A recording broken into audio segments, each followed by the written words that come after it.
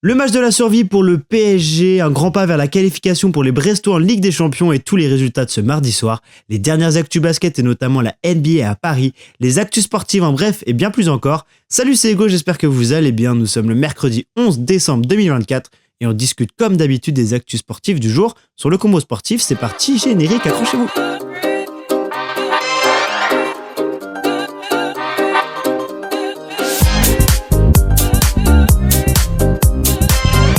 Hier soir, on jouait la 6e journée de la Ligue des Champions et l'information principale concerne nos clubs français qui étaient sur les terrains, à savoir le PSG et le Stade Brestois.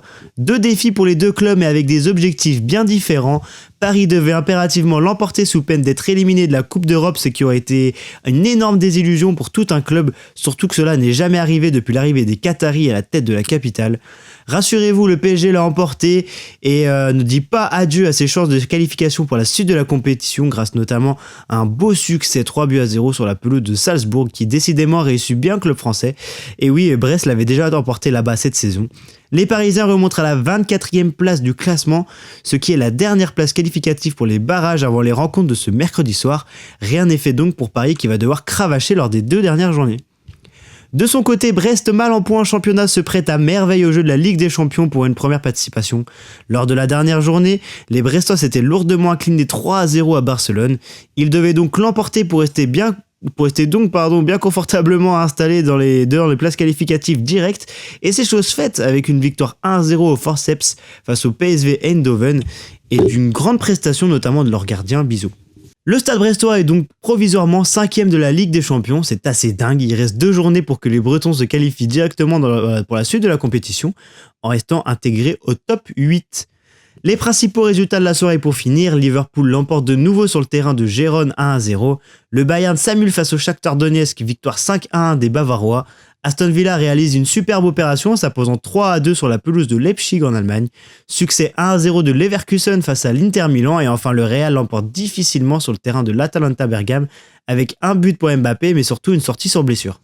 Le basket est la première information du jour, elle concerne les NBA Paris Games qui seront diffusés en clair sur les antennes de Canal+ pour notre plus grand plaisir.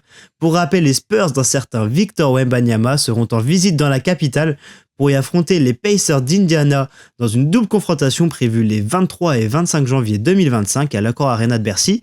On a hâte de voir tout ça. On connaît les 2 premiers qualifiés pour les demi-finales de la NBA Cup, les Milwaukee Bucks qui ont battu le Orlando Magic 114-109 cette nuit dans un match très serré malgré l'absence de Paolo Banchero et de Franz Wagner côté Orlando.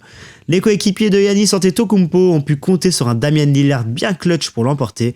L'autre équipe qualifiée est le Thunder d'Oklahoma City. L'équipe numéro 1 à l'Ouest poursuit sa progression fulgurante et a battu Dallas cette nuit grâce notamment à une défense impériale sur le Slovène. Luka Doncic, bien évidemment, qui a terminé avec 16 petits points seulement.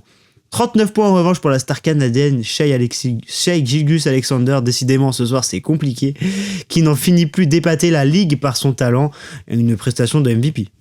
Pour finir, les dernières petites infos Formule 1, à peine la saison terminée, les essais ont débuté du côté de Abu Dhabi pour l'année prochaine, et on a pu voir quelques pilotes avec leurs nouvelles écuries et leurs nouvelles combinaisons, comme Carlos Sainz avec Williams ou encore Esteban Ocon avec Haas. Pour la petite info, Charles Leclerc a signé le meilleur chrono dans sa Ferrari. Merci à toutes et à tous de m'avoir écouté, je vous souhaite une très belle soirée, rendez-vous demain et tous les jours de la semaine pour un nouveau podcast sur les actus sportifs du jour, n'oubliez pas de vous abonner et de me soutenir. C'était Hugo pour le combo sportif, ciao tout le monde.